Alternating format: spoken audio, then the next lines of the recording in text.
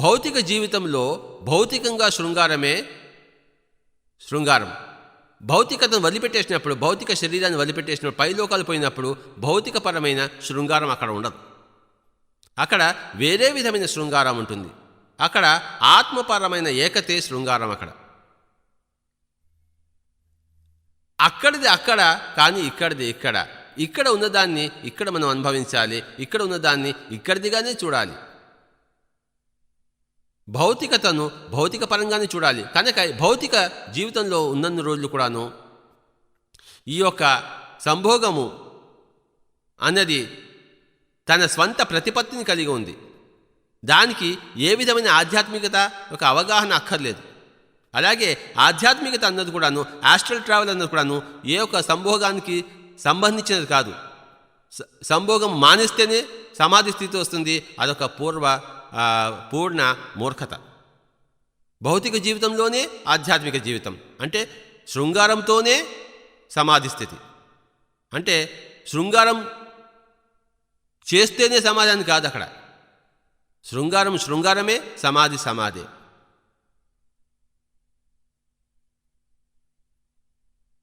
ఓషో రజనీష్ యొక్క పుస్తకము సంభోగం నుండి సమాధి అన్న ఆ యొక్క టైటిల్ చాలా తప్పు.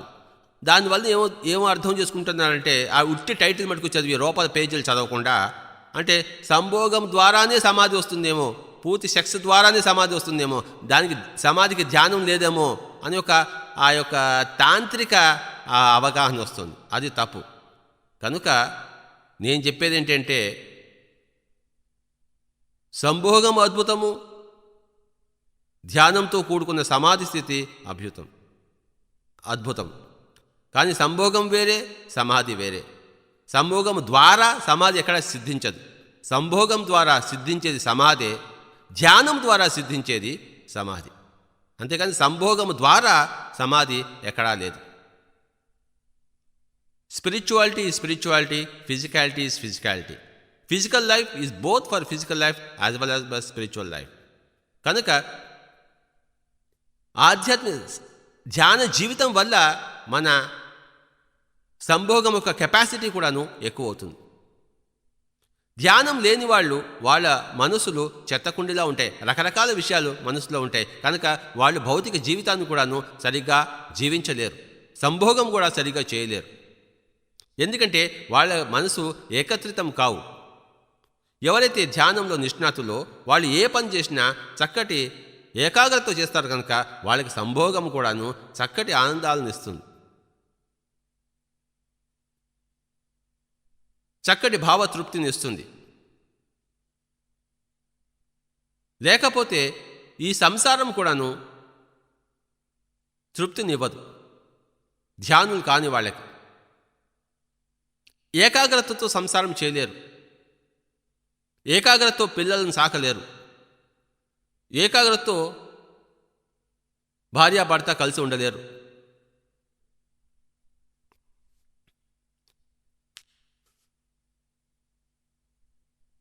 కనుక ఈ యొక్క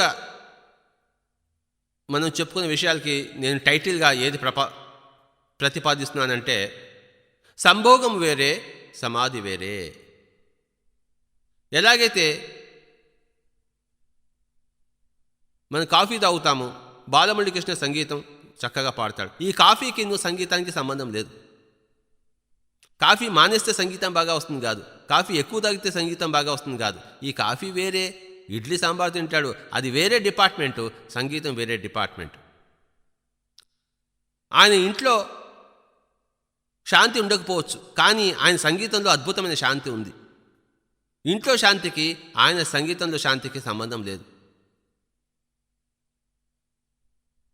ఇంట్లో శాంతి అనేది ఇంట్లో వాళ్ళందరూ ధ్యానం చేస్తేనే వస్తుంది.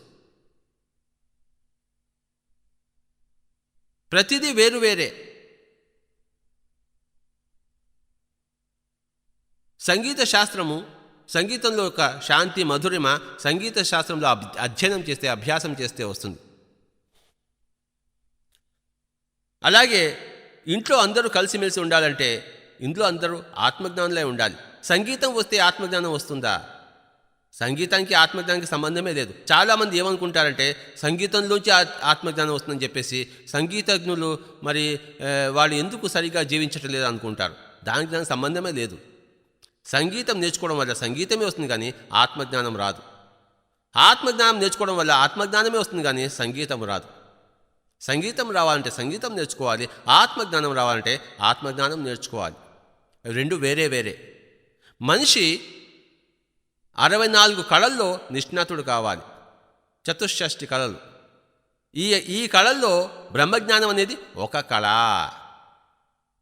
కనుక అన్ని విద్యలతో పాటు మనం ఈ యొక్క ధ్యాన విద్య కూడా నేర్చుకుంటే, ఆత్మజ్ఞాన విద్య నేర్చుకుంటే మన జీవితాల్లో శాంతి వస్తుంది.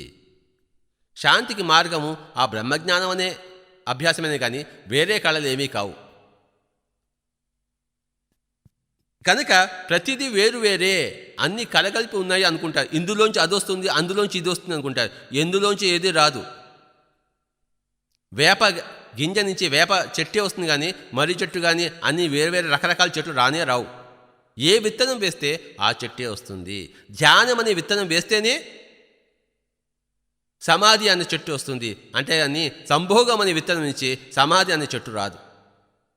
సంభోగం అనే విత్తనం నుంచి సంభోగం అనే చెట్టే వస్తుంది. ధ్యానం అనే విత్తనం నుంచే సమాధి అనే చెట్టు వస్తుంది. కనుక సంగీతం అనే విత్తనం నుంచి సమాధి అనే చెట్టు రాదు.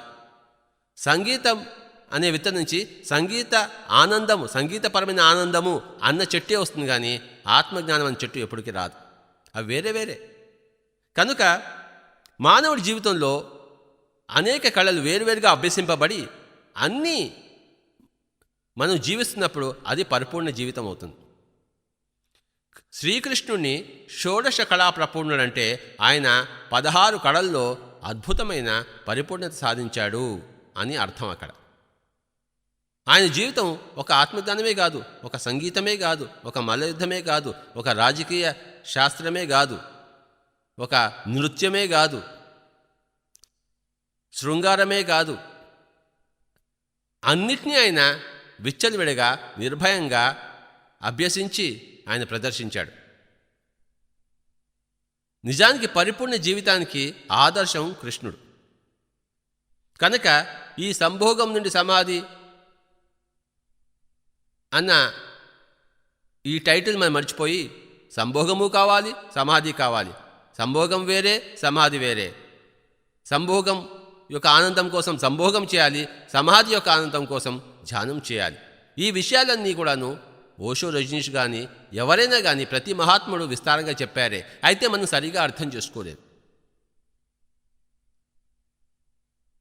మహాత్ములు చెప్పిన దానికి మన అల్పజ్ఞానులైన తల్లిదండ్రులు, మన అల్పజ్ఞానులైన పూజారులు వీళ్ళు చెప్పిన దానికి ఎంతో విరుద్ధంగా ఉంది. కనుక మనము ఎంతో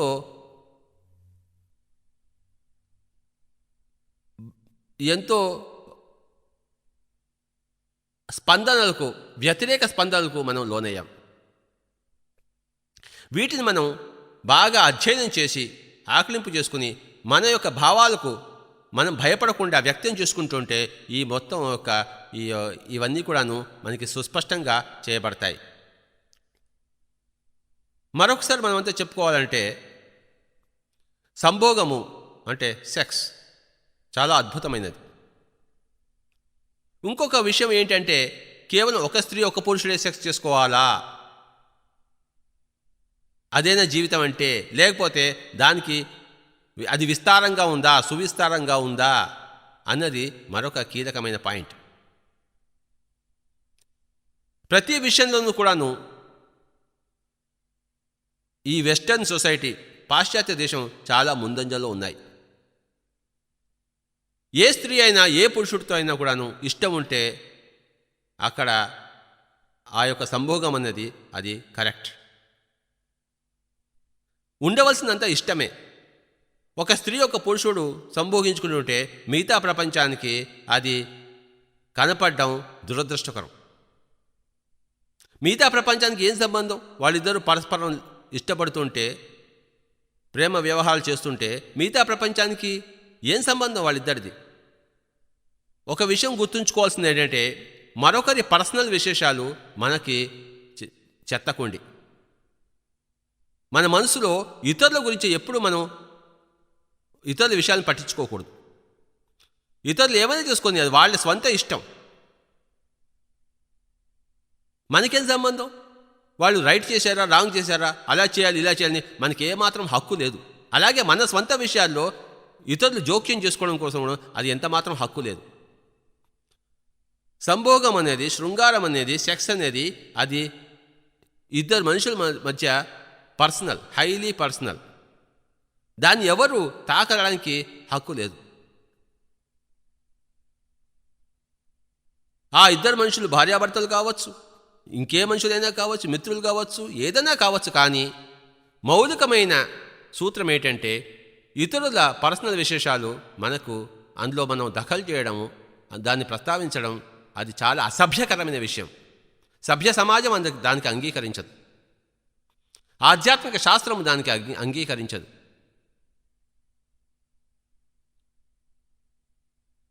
పైలోకాలు అలా లేవు. పైలోకాల్లో చక్కటి ఇష్ట వ్యవహారాలే ఉన్నాయి, కానీ అయిష్ట వ్యవహారాలు పైలోకాల్లో లేవు. పైలోకాల్లో ఉన్న వ్యవహార స్థితిని కింది లోకంలో దించడమే మరి సత్య సాధకుల, సత్య బోధకుల కర్తవ్యం. పైన ఏముందో తెలుసుకోవాలి, దాన్ని కిందికి దించాలి. పైన ఏముంది తెలుసుకోవడమే సమాధి. పైన ఉన్న విషయాన్ని కిందికి దించడమే సంభోగం. కనుక ఈ సంభోగం అనేది ఎవరైతే సమాధి స్థితిని పొందారో వాళ్ళకే పూర్తిగా తెలుసు. సంభోగం గురించి పూర్తిగా విశేషాలన్నీ సమగ్ర రూపము ఒక సమాధి పొందిన వాళ్ళకే తెలుసు. ఒక ఓషో రజనీష్కే తెలుసు, ఒక గౌతమ బుద్ధుడికే తెలుసు, ఒక జీసస్ క్రైస్ట్కే తెలుసు. జీసస్ క్రైస్ట్ ఏమన్నా అంటే love thy neighbour like thyself, ప్రేమించమన్నాడు. మనం ఈ అమ్మాయి ఆ అబ్బాయిని పక్కింటి అమ్మాయిని ప్రేమిస్తే వెంటనే అది పేపర్లలో ప్రచురిస్తాం, వాళ్ళు ఏదో తప్పు చేసినట్టు. ఇంకా వాళ్ళ వెంటపడి వాళ్ళిద్దరిని చంపేదాకా మనం ఊరుకోం. ఈ ఇంటి అమ్మాయి ఆ పక్కింటి అబ్బాయిని ప్రేమించకూడదు. రామచంద్ర, మనకి ఏం పట్టిందో వెంటనే దాన్ని దుమారం లేపి వాళ్ళిద్దరిని దూరం చేసేసి నానా రభస సృష్టిస్తాం. వాళ్ళ జీవితాల్లో హాలాహలాన్ని నింపుతాం, విషాదాన్ని నింపుతాం, విషాన్ని నింపుతాం. పక్క వాళ్ళిద్దరూ చక్కగా కౌగలించుకుంటే మనం చూడలేము. అదేమిటో మన కళ్ళలో నిప్పులు పోసుకుంటాం. మనమేమో కౌగలించుకుని ఉండొచ్చు, వాళ్ళిద్దరూ కౌగలించుకుని ఉండకూడదు. రామచంద్ర, ఈ మూర్ఖ భారతదేశంలో ప్రతి ఇంటిలోనూ మనం ఇది చూస్తున్నాం. ఇవన్నీ అంతరించిపోతున్నాయి, పోతాయి. కాలం తీరిపోయింది. పక్కవాళ్ళు హాయిగా ఉంటే మనం చూసి సంతోషించాలి. వాళ్ళు ఎంత హాయిగా ఉంటే మనం అంత సంతోషించాలి. పక్కవాళ్ళు ఏడుస్తుంటే మనం ఏడవాలి, పక్కవాళ్ళు సంతోషంగా ఉంటే మనం సంతోషించాలి. కానీ తద్విరుద్ధంగా పక్కవాళ్ళు సంతోషిస్తుంటే మనం ఏడుస్తున్నాం, పక్కవాళ్ళు ఏడుస్తుంటే మనం సంతోషంగా ఉన్నాం. చూసారా ఎంత పూర్తి వ్యతిరేక స్థితిలో ఉందో భౌతిక జీవితం. ఎందుకుంది? ఆధ్యాత్మిక జీవితం లేదు, ధ్యానం లేదు, సమాధి లేదు, పైలోకాల గురించి తెలియదు. కనుక పిరమిడ్ ధ్యానుల ప్రపంచానికి పైలోకాల గురించి పూర్తిగా తెలుసు. కనుకనే వాళ్ళు కింది లోకంలో హాయిగా చక్కగా జీవించగలుగుతున్నారు.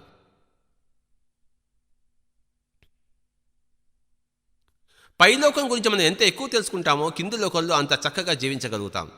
పైలోకం గురించి ఎంత తక్కువ తెలుసుకుంటామో కింది లోకం అంత అస్తవ్యస్తంగా ఉంటుంది. పైలోకం గురించి తెలుసుకోవడమే సమాధి, కింది లోకంలో చక్కగా జీవించడమే సంభోగం. కనుక సంభోగం ద్వారా సమాధి కాదు, నన్ను అడిగితే సమాధి ద్వారా సంభోగం. సమాధి స్థితి రానప్పుడు ఉన్నదంతా సంభోగం ఎక్కడా, కలిసి భోగించడం ఎక్కడా, విడివిడిగా కలిసి రోధించడం తప్పితే. కలిసి ఆనందించడం అనేది సమాధి స్థితి పొందిన తర్వాతే ఉంటుంది.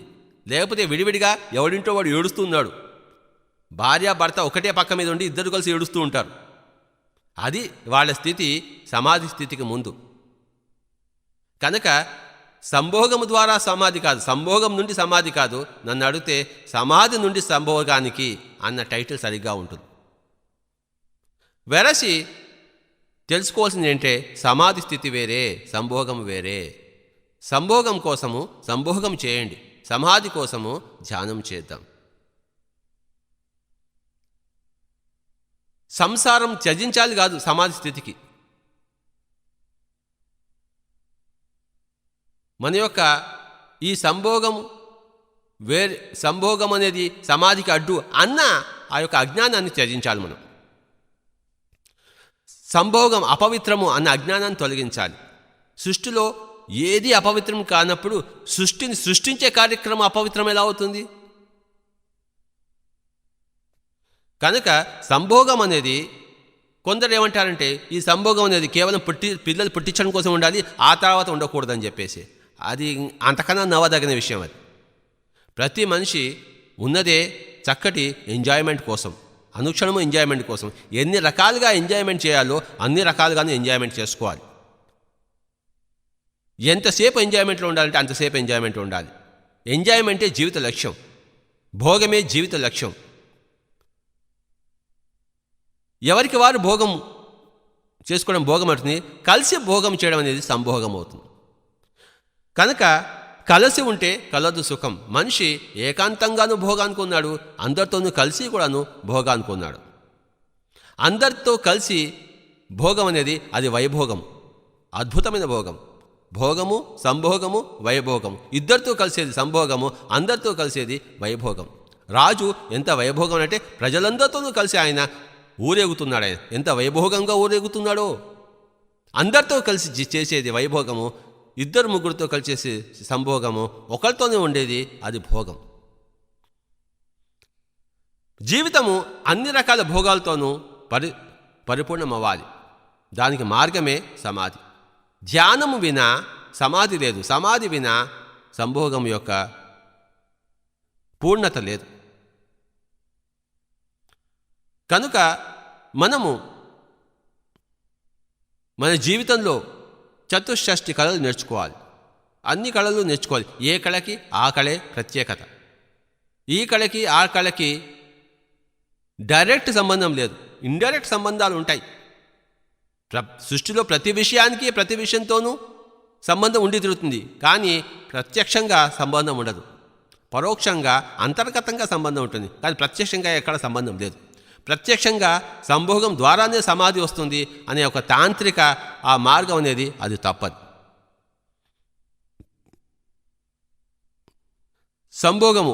సంభోగం కోసం చేస్తాము, సమాధి కోసం ధ్యానం చేస్తాము. భౌతిక జీవితము సంభోగంతో కూడుకున్నది, మరి సమాధితో కూడా కూడుకుని ఉండాలి. కానీ ఏదో ఒకరోజు భౌతిక జీవితం వదిలిపెట్టేస్తాం. అప్పుడు భౌతికపరమైన సంభోగాలని ఇక్కడ వదిలిపెట్టేసి ఆత్మపరమైన జ్ఞానాన్ని మనం పైలోకాలకు తీసుకెళ్తాము. అక్కడ అది సంభోగం అవుతుంది. ఆత్మపరమైన జ్ఞానాన్ని మనం కింది లోకాల నుంచి పైలోకాలు తీసుకెళ్ళిపోతే పైలోకంలో వెళ్ళిన అజ్ఞానమైన ఆత్మలు అక్కడ ఎంజాయ్ చేయలేవు, అక్కడ భోగించలేవు. పైలోకాల్లో మనం భోగించాలంటే అక్కడ జ్ఞానమే భోగం. ఇక్కడ భోగమే భోగము, అక్కడ జ్ఞానమే భోగము. జ్ఞానము భోగంగా చేసేదే నిర్వాణం, భోగాన్ని భోగంగా తీసుకునేదే సంసారం. ఇక్కడ సంసారమే నిర్వాణం. ఇక్కడ భోగాన్ని భోగంగా తీసుకుంటూ ఇక్కడ మనం ఆత్మ జ్ఞాన సాధన కూడా చేస్తూ ఉంటే దాంతోపాటు మనం మన కళలతో పాటు మన ప్రగతితో పాటు శాంతియుతంగా జీవించగలం. లేకపోతే కళలు ఉంటాయి కానీ శాంతి ఉండదు, సంభోగం ఉంటుంది కానీ పూర్ణ తృప్తి ఉండదు. సంసారంలో పూర్ణ తృప్తిలో ఉంటారంటే సంసారం చేస్తూ అంటే భోగిస్తూ మనం సమాధి స్థితిని కూడా పొందాలి. 2 ట్రాక్స్ మీద ఉండాలి. ఈ ట్రాక్కి ఆ ట్రాక్కి సంబంధం లేదు, కానీ 2 ట్రాక్స్ మీద ఉండాలి. ఒక రైలు వెళ్తోంది, రైలు పట్టాలు ఉన్నాయి. ఒక రైలు పట్టాల్లో 2 ఉంటాయి. ఆ 2 పట్టాల మీద అవి ఎప్పుడు కలవు, కానీ ఆ 2 కలిసి ఉండడం వల్లనే ట్రైన్ అంతా కలిసి వెళ్తోంది. కనుక ఆ సంభోగం అనేది ఒక రైలు పట్ట, మరి నిర్వాణం అనేది సమాధి అనేది 2వ రైలు పట్ట. ఈ 2 కలిసి కూడుకునేదే జీవితము, భౌతిక జీవితం. మనం భౌతిక జీవితంలో ఉన్నామని ఎప్పుడు మర్చిపోకూడదు. అది అక్షర సత్యం, ప్రత్యక్ష సత్యం. భౌతిక జీవితము ప్రతి క్షణము కూడాను చక్కగా జీవించాలి. సంభోగం ఎక్కువ ఉండకూడదు, తక్కువ ఉండకూడదు. తిండి ఎక్కువ ఉండకూడదు, తక్కువ ఉండకూడదు. నిద్ర ఎక్కువ ఉండకూడదు, తక్కువ ఉండకూడదు. ధ్యానం కూడా ఎక్కువ ఉండకూడదు, తక్కువ ఉండకూడదు. పొలోమైన ధ్యానం చేస్తూ పోతుంటే నిజమైన భౌతికతకు దూరం అయిపోతాం.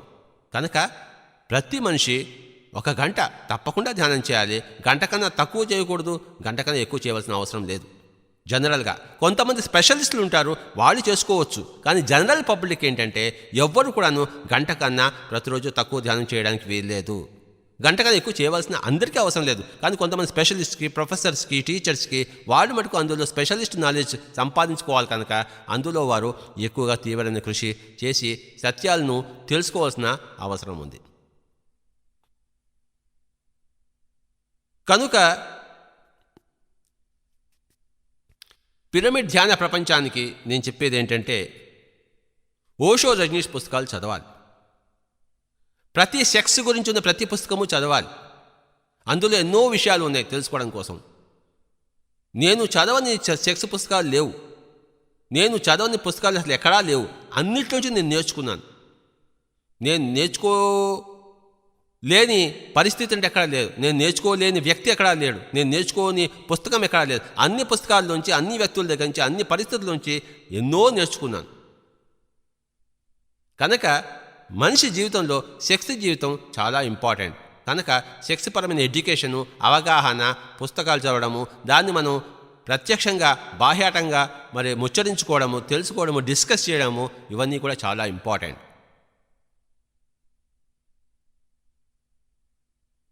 ఇది ఈ విప్లవం అనేది ఒకటేసారి రావడం కష్టం, కానీ మెల్లిమెల్లిగా మనం తీసుకొస్తున్నాం. ఒకటేసారి తీసుకురావాల్సిన అవసరం లేదు.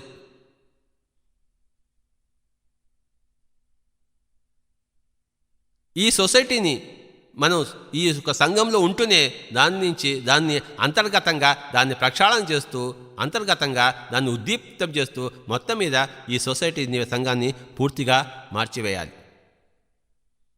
అందులో ఈరోజు మనం తీసుకున్న టాపిక్, ఈ సంభోగం నుండి సమాజం అన్న టాపిక్, దీని యొక్క డిస్కషను, దీని యొక్క చర్చ, ఇది చాలా ముఖ్యం. ఈ సంఘాన్ని ప్రక్షాళితం చేయడం కోసం ఈ యొక్క చర్చ ఎంతో ముఖ్యం. చర్చల్లోంచే చక్కటి అంశాలు బయటకు వస్తాయి. థీసిస్, యాంటీథీసిస్ నుంచే సింథసిస్ వస్తుంది. కనుక ఇది అవును, ఇది కాదు, అవును అన్నది థీసిస్, కాదు అన్నది యాంటీథీసిస్, అవును కాదు అన్న చర్చలోంచే మళ్ళీ ఒక కొత్త నూతనమైన సూత్రం బయటకు వస్తుంది. దాన్ని మనం అభ్యసిస్తాం. Thesis, antithesis and synthesis. కనుక అన్ని రకాల దృక్పథాలను మన జీవితంలో రంగరించుకోవాలి. ఓషో, రజనీష్ యొక్క దృక్పథం ఎంత విస్తారమైనదో దాన్ని మనం అంత విస్తారంగానూ మన జీవితంలో రంగరించుకోవాలి.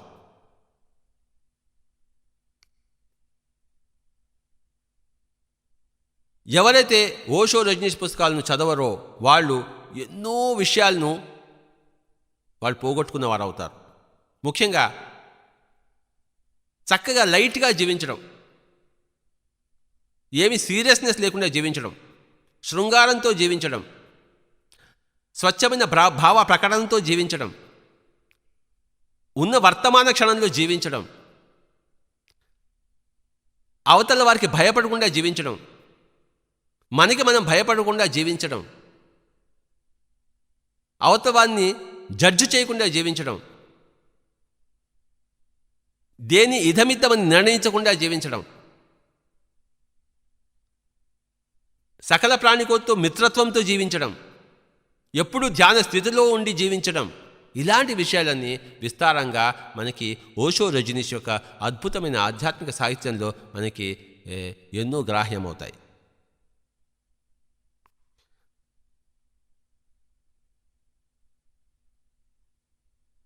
అయితే ఓషో, రజనీష్లో ఉన్న స్వల్ప లోపాలు ఏమిటంటే ఆయన ఎక్కువగా ఈ యొక్క లోప్సాంగ్ రంపా టైప్ పుస్తకాలను ఆయన చదివినా దాన్ని జీర్ణించుకోలేక వాటిని కొంచెం తిరస్కార భావం చూపించాడు. అక్కడ ఆయన తప్పు ఉంది. మనిషి ఆయన పుస్తకాల్లో లోప్సాంగ్ రంపా ఆయన డబ్బు కోసం పుస్తకాలు రాశాడు అన్న అభిప్రాయం వెల్లడైంది. అలాగే కార్లోస్ క్యాస్టనెడా పుస్తకాలు కూడాను అవన్నీ ఫిక్షను అని ఆయన అభిప్రాయం వ్యక్తపరిచాడు. ఆ రెండు అభిప్రాయాలు పూర్తిగా తప్పు. అక్కడ ఆయన అద్భుతంగా పప్పులో కాలు వేశాడు. లోప్సాంగ్ రంపా ప్రతి అక్షరం కూడాను అక్షర సత్యం. కార్లోస్ క్యాస్టనెడా పుస్తకంలో ప్రతి అక్షరం కూడాను ఫిజికల్ ఫ్యాక్ట్. కనుక నేను మొట్టమంచి అందరికీ చెప్తున్నదే ఈ యొక్క క్యార్లోస్ క్యాస్ట్నర్ పుస్తకాలు చదవమని, లోప్సాంగ్ రంపా పుస్తకాలు చదవమని, లెడ్ బేటరు, ఎన్ని బీసెంటు, ఇలాగా ఎంతోమంది అద్భుతమైన అకల్ట్ మాస్టర్స్ ఉన్నారు. వాళ్ళందరి పుస్తకాలు చదివితేనే కానీ మన జీవితంలో ఎంత మాత్రం మనకి తృప్తి రాదు. ఎక్కడ ఓషో రజనీష్ ఆగిపోయాడో అక్కడి నుంచి మన ప్రయాణం మొదలవుతుంది. కానీ ఆ ఓషో రజనీష్ మనల్ని ఎక్కడాకా తీసుకెళ్ళగలడో అక్కడ దాకా ఆయన ద్వారా మనం వెళ్ళాలి. ఆ తర్వాత ఇంకా ఎంతో ముందు ఉంది. ఆ ముందు ఉన్న ప్రకరణ అంతా కూడాను రంపా ప్రకరణ, రిచార్డ్ బాక్ ప్రకరణ, సేత్ ప్రకరణ, లెడ్ బేటర్ ప్రకరణ. ఈ జీవితంలోనే భౌతిక జీవితంలోనే భౌతికంగా అద్భుతంగా జీవించాలి. మరణాంతరం అద్భుతంగా ఆధ్యాత్మిక జీవితానికి ఇక్కడే నాంది పలకాలి. అది సరి అయిన జీవితం. కనుక సంసారంలో ఉంటూ సంసారం చక్కగా భోగం చేస్తూ ఎంజాయ్ చేస్తూ నిర్వాణ పథంలో మనం పయనించాలి. ప్రతి పిరమిడ్ ధ్యాని కూడాను ఈ రెండు విషయాలని చక్కగా జీర్ణం చేసుకుని దైనందిక జీవితంలో 100% చక్కగా నిలిపినవాడే.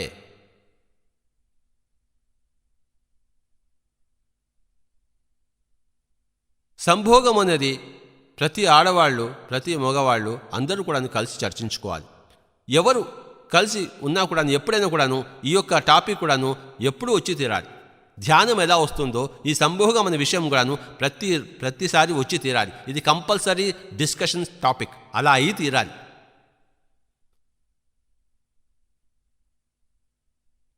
ఇది మనం దాచిపెడితే మనకి అనర్థం. ఇంకా దాచిపెట్టవలసిన అవసరం లేదు. ప్రతి ఒక్కళ్ళు చక్కగా చర్చించుకుంటూ ఉండాలి. అందరినీ ప్రశ్నలు అడుగుతుండాలి. సంభవం గురించి నీ యొక్క అభిప్రాయం ఏమి, ఎలా ఉండాలి, అది మొత్తం చర్చించుకోవాలి. మొత్తం మీద చెప్పొచ్చేది ఏంటంటే విశ్వం అంతా కూడాను పూర్తి స్వేచ్ఛ కలిగి ఉన్న విశ్వం ఇది. ఎక్కడైతే స్వేచ్ఛ లేదో అక్కడ ప్రగతి కుంటుబడి ఉంటుంది. ఎక్కడ స్వేచ్ఛ ఎక్కువగా ఉంటుందో అక్కడ ప్రగతి ఎక్కువగా ఉంటుంది. ఎక్కడ పూర్ణ స్వేచ్ఛ ఉంటుందో అక్కడ పూర్ణ ప్రగతి ఉంటుంది. స్వేచ్ఛకు ప్రగతికి డైరెక్ట్ రిలేషన్షిప్. ఏ పని చేయడానికైనా ఎవరికైనా స్వేచ్ఛ ఉంది, అలా స్వేచ్ఛగానే జీవించాలి.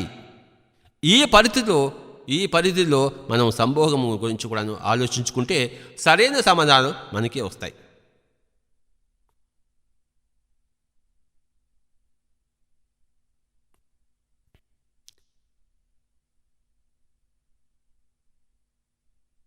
సంభోగం గురించి పిల్లలకు చెప్పడానికి పెద్దల పాత్ర ఎంతైనా ఉంది.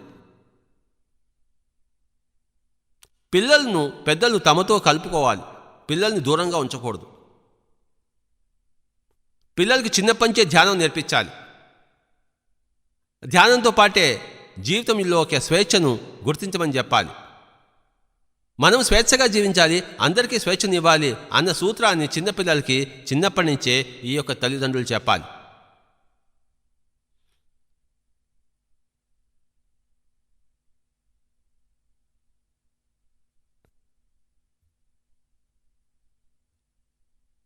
చిన్నపిల్లల పెంపకంలోనే తల్లిదండ్రుల నిజమైన ఆత్మజ్ఞానం ప్రస్ఫుటమవుతుంది. ఆత్మజ్ఞానం లేని వాళ్ళు, సమాధి స్థితిని పొందని వాళ్ళు చిన్నపిల్లలను ఎప్పుడూ సరిగా పెంచలేరు. మొత్తం మీద శివప్రసాద్ గారు ఇవాళ మీరు చాలా ముఖ్యమైన అంశం లేవనెత్తారు. కొన్ని విషయాలు మనకు మనం చెప్పుకున్నాం. ఇంకా సంపూర్ణ రూపం రావాలంటే, సంపూర్ణమైన అవగాహన రావాలంటే దయచేసి ఈ యొక్క సంభవం గురించి ఓషో రజనీష్ పుస్తకాలు చదవండి. సమాధి గురించి లోప్సాంగ్ రంపా పుస్తకాలు చదవండి. సంభవం గురించి లోప్సాంగ్ రంపా పుస్తకాల్లో ఉండదు. సమాధి గురించి మరి ఓషో రజనీష్ పుస్తకాల్లో ఎక్కువగా ఉండదు. కనుక ఈ రెండు పుస్తకాలను విడివిడిగా చదివితే మనకి సంభోగం గురించి ఓషో రజనీష్ ద్వారాను, సమాధి గురించి లోప్సాంగ్ రంపా ద్వారా తెలుస్తుంది. కనుక సంభోగం వేరే, సమాధి వేరే, రజనీష్ వేరే, రంపా వేరే. కానీ ఇద్దరిని మన జీవితంలో సరిసమానంగా నింపాలి. మనకి సంభోగము కావాలి, సమాధి కావాలి, రజనీష్ పుస్తకాలు చదవాలి, లోప్సాంగ్ రంపాను చదవాలి. ఇదే పిరమిడ్ ధ్యాన ప్రపంచం.